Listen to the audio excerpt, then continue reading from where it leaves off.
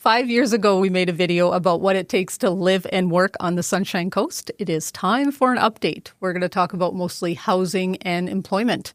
And we're going to talk about what has remained the same since 2021 and what has changed. If we're going to talk about living on the Sunshine Coast, of course, part of that is, or I guess probably a big part of that, is housing. And 5 years ago, housing prices were taking off. I think prices went up something like 30% in a year. So the market was on fire. I think a lot of that had to do with people leaving the big city to come to the perceived safety of a small town during COVID. And the same with rental properties. But really, what's changed in between then and now? Yeah, we did reach a peak. Our peak was like April, May of 2022 for housing prices and probably rentals as well. And so since then, what's changed is that we've slowly come down for house prices. And so not like a straight line, like sometimes it's up and down, but slowly we've come down from that price point. And so we're almost back to like 5 years ago, we're almost back to 2021, even 2020 prices in some places. And I think we're seeing the same for rents. I don't know if they would be back quite that low, but I feel like they've come way down. If for no other reason than rents got high enough that it priced most tenants out of the market. Yeah, with the rents coming down, you had a few things happening because we got the Airbnbs that quit happening. The government wanted to create more rental supply, so discouraged Airbnb. So there was a big cutback on that. Well, I think there was two stages to it. That the municipalities, a lot of municipalities in BC said that that they were going to crack down on it, and then the province stepped in and had a guideline for all of that.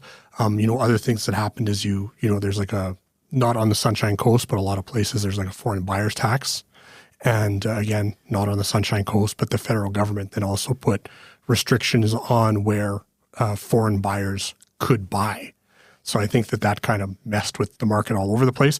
Maybe a minimal amount on the Sunshine Coast, but I think the rents, the Airbnb was a big part of it, and then just overall less demand, I think, for rentals here. Yeah, and less demand, even less immigration happening. Federally, the government has cut back a little bit on how much immigration they're allowing in, so there is that.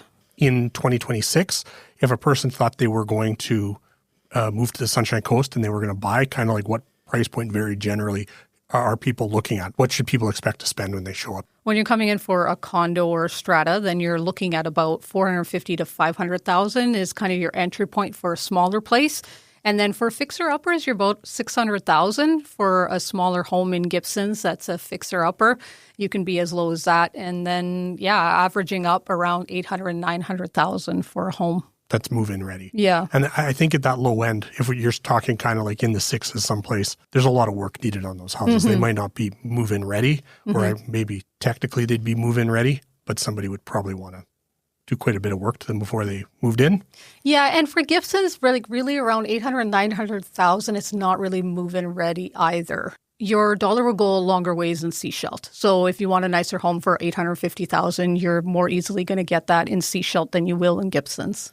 And then both for condos and houses, pretty much sky's the limit on the price afterwards. Once you get in, like if you want to buy a condo, you could pretty much spend easily $1 million if you want to buy a condo on the Sunshine Coast, right? Yeah, some of the nicer ones, that developments coming on, like Eagle View, like a 2-bedroom, 2-bath, or an Ocean Views. There's just not a lot of those. Yeah. So that kind of gives people an idea of what the low end and what the top end is. As far as housing supply, if you're younger and you have a lot of energy and you're a handyman, you could buy a fixer-upper here on the Sunshine Coast. There's a lot of those. And as long as you're coming in at a very low price point, because I do think house prices are still coming down. So you want to really be careful about what you pay in the first place for that property, and that you do have the money and the time to put the energy in and to do all the fixes to it. And then, you've got a place to stay. And there are specific criteria you want to look into, because we do have like a flipping tax in BC. And as long as there are exemptions, so as long as you're adding a suite, then you're adding more housing supply, so you can be exempt. So you'll just want to look into the specifics of that. This is the first time in like years that the word sweat equity pops up. 5-6 years ago, like there was just no thought of sweat equity. You were just, you were just going to pay a lot of money, and that was the end of it. But now you do have a chance that if you're willing to take on some of that work yourself, that you could buy a home that is probably worth less than what it should be, and do some fixing, living in it for a while, and in the end have a pretty nice house with a pretty okay price. Yeah, I think that's kind of your opportunity to get, let's say, even like an ocean view home in Gibsons, because usually the price point is fairly high for the nicer move-in ready homes. But then there are also the fixer-uppers that have great view, but the home is very, very dated. So if you want that location and you're willing to do the work, that's a pretty nice opportunity. What's changed as far as affordable housing is we've had more units come online. So on Shaw Road, you had phase 1 and phase 2 being built. So that's rentals coming on. And so that was put on by CMHC, BC Builds, Town of Gibsons, and the Sunshine Coast Affordable Housing Society. So phase 1's complete. People have moved in. And then this year, phase 2 will be complete. So you have a lot of people. It's our workers there living in there, service workers, and also seniors. There's a whole application process you do with Sunshine Coast Affordable Housing Society, but that has come on. So that's helped a little bit. Also, on February 18th of this year, the BC and federal government have announced Build Canada Homes. And so the idea is to build more affordable housing throughout the province. I don't know if that will make much of a difference in Gibsons or not, or if that's more going to be considered the Shaw Road developments that have already come online. The Town of Gibsons has seen a lot of developments in the last couple of years come to the town for approval.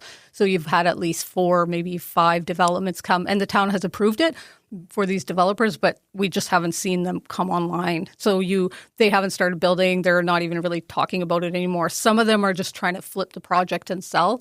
But as far as creating more housing, it's kind of slowed down in Gibsons.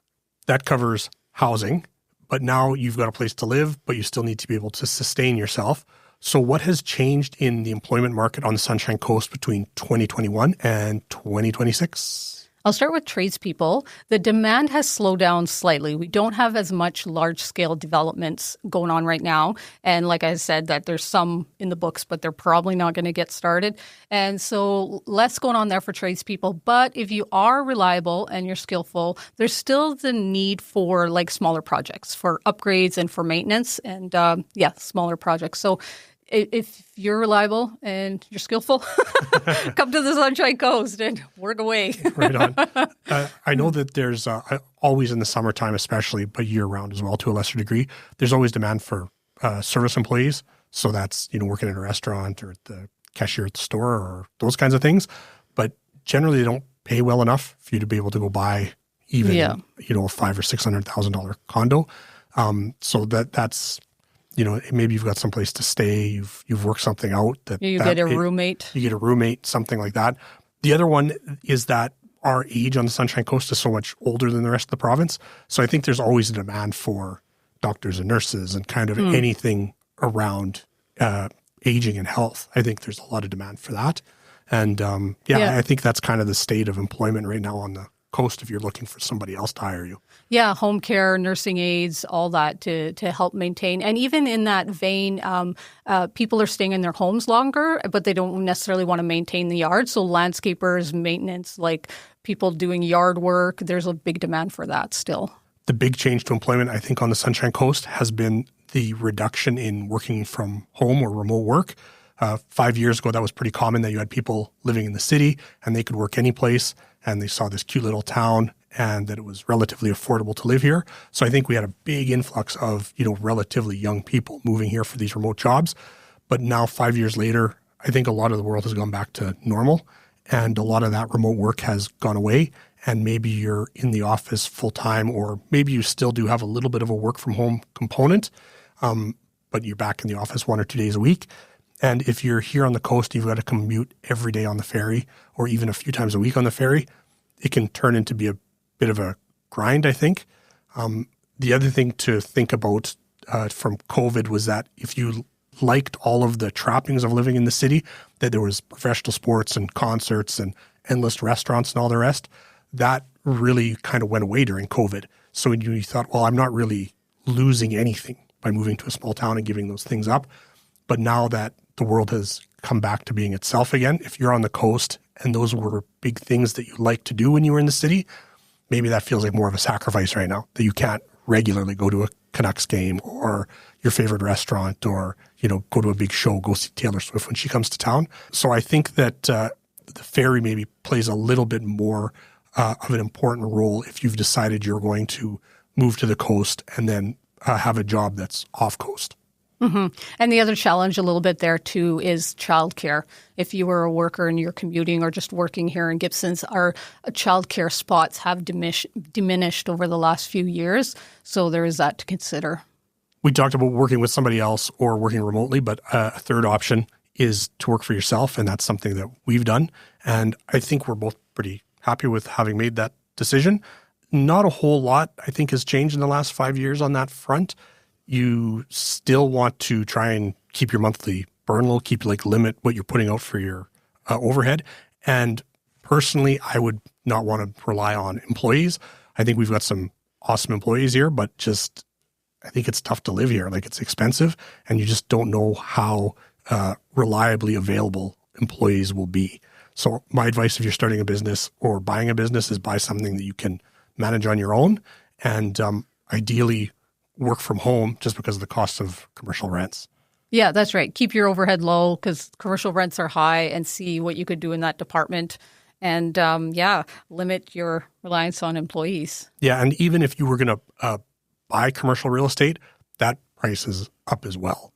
And, if you absolutely have to have a space, my preference would be to buy if I had to, as opposed to lease.